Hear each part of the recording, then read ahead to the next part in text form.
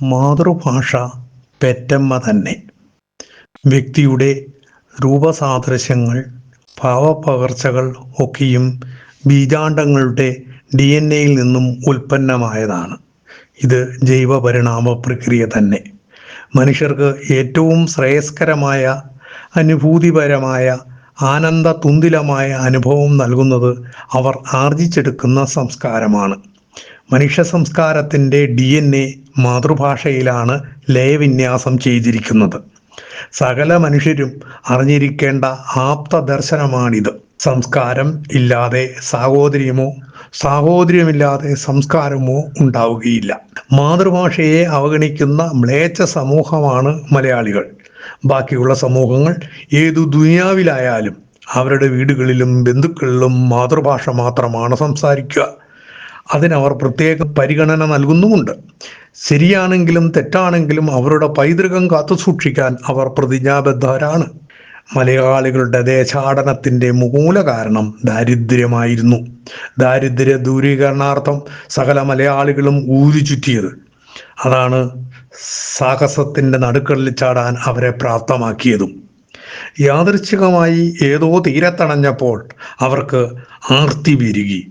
ആ ആർത്തിയുടെ മൂർത്തത കൊണ്ട് സംസ്കാരം തന്നെ അവരിൽ നിന്നും നഷ്ടമായി. വിശക്കുന്നവന് അപ്പമാണ് ദൈവം, മറ്റു വേദാന്തങ്ങൾ അപ്രസക്തമാണ്. ഉടുതുണിക്കും മറുതുണിയില്ലാതെ ഊരു ചുറ്റിയവരാണ് മലയാളികൾ അധികവും. ആദ്യകാലങ്ങളിൽ അവരോടൊപ്പം സംസ്കാരം പിന്തുടർന്നില്ല. പിന്നീട് അടുത്ത തലമുറയിലേക്ക് സംസ്കാരം സന്നിവേശനം സാധ്യമായതുമില്ല. ഭക്തി മാത്രമാണ് അവർ കൂടെ കൂട്ടിയത്. അതും ഗത്യന്തരമില്ലായ്മയുടെ പരിണത ഫലമാണ്.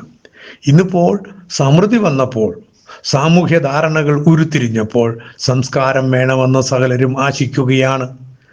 പെറ്റമ്മയെ അറിയാത്തവന് ആയിയെ മനസ്സിലാവുകയില്ല. പൈതൃക സംസ്കൃതികൾ അനുഭവിക്കാതെ, അതിൽ അഭിരമിക്കാതെ മറ്റ് സംസ്കൃതി സങ്കലനം സാധ്യമാകുകയില്ല. അധികം മലയാളികളും ഈ ദുര്യോഗത്തിലാണ്. മലയാളികളുടെ ആർത്തിബോധം കൊണ്ട് സംസ്കൃതികളെയും സംസ്കാരങ്ങളെയും അവഗണിക്കുകയാണ്. ഇന്നും കേരളത്തിൽ അതിൻ്റെ ദുര്യോഗമുണ്ട്. ധനവാനും അധികാരിയും പുരോഹിതരും ആദരണീയമായ സമൂഹമാണ് നമ്മുടേത്. അധികാരിയാകാനും പുരോഹിതനാകാനും പ്രാപ്തിയില്ലാത്തവർ അവരുടെ അവകാശത ദൂരീകരിക്കാൻ ധനവാനാകാൻ പരിശ്രമിച്ചു കൊണ്ടേയിരിക്കുന്നു. ധനവാനാകാൻ ആവശ്യമില്ലാത്ത ഒരു ഭാഷയാണ് മലയാളം എന്നും തിരിച്ചറിയണം. സംസ്കാര സമ്പന്നനാകണമെങ്കിൽ മാതൃഭാഷയുടെ അമ്മിഞ്ഞപ്പാൽ നുകരണം. ദൗർഭാഗ്യം, സംസ്കാരം നമ്മുടെ സങ്കല്പമല്ല, യാചനയാണ് മുഖമുദ്ര. അതുകൊണ്ട് ആളുകൾ നിഷ്കരണം മാതൃഭാഷയെ തള്ളുകയാണ്. അതോടൊപ്പം മാതാവിനെയും പിതാവിനെയും പടിയടച്ച് പിണ്ടം വയ്ക്കുന്ന ദുർവിധിയുമുണ്ട്. മേലിൽ മക്കളിൽ നിന്ന് വാർദ്ധക്യത്തിൽ അനുഭാവം അനുഭവിക്കുന്നതിന് സകലരും മക്കളിൽ സ്വാർത്ഥത വെടിഞ്ഞ് സാഹോദര്യം വിരിയാനോതകുന്ന സാഹചര്യം ഉണ്ടാക്കണം. അതിനായി സകലരും മാതൃഭാഷയെ പഠിക്കണം, സംസ്കാരത്തെ പഠിക്കണം, സാഹിത്യത്തെ പഠിക്കണം. സകലർക്കും സർവമംഗളങ്ങളും ആശംസിക്കുന്നു. സ്വാമി ഗുരുശ്രീ.